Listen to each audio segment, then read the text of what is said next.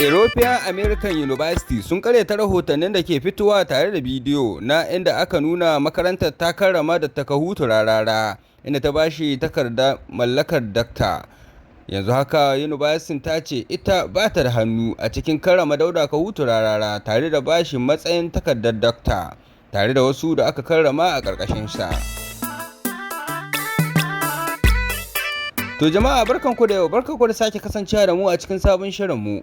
Amma fa muna neman alfarma idan yau ka fara halartar wannan tashar tamu to kada ka manta ka daure ka danna mana subscribe sannan ka yi like don ci gaba da samun shirye-shiryen mu cikin lokaci.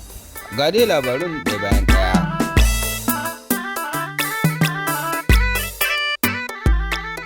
A ranar Asabar ne 20 ga watan nan da muke ciki aka karrama Dauda Kahutu Rarara a wata hotel da ke garin Abuja. Karamcin da ya samu halartar manya-manyan ministocin Najeriya ciki ko har da gwamnoni na arewacin Najeriya karkashin jagorancin gwamnan jihar Katsina Dikko Radda.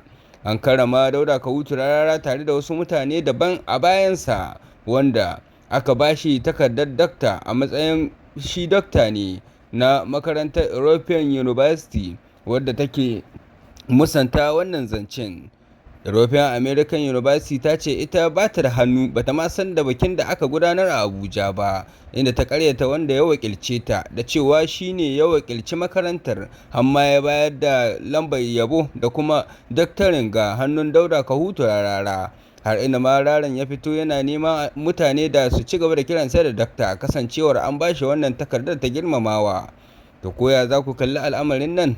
Yanzu haka idan kana buƙatar sahihancin al'amarin to za ka iya garzayawa a website nasu na European American University domin ka tabbatar da wannan labarin. Da kuma wannan muka zo ƙarshen wannan shirin namu na yanzu, amma fa muna neman alfarma da a yi mana subscribing sannan a yi mana liking don ci gaba da kasancewa da mu a kowane lokaci.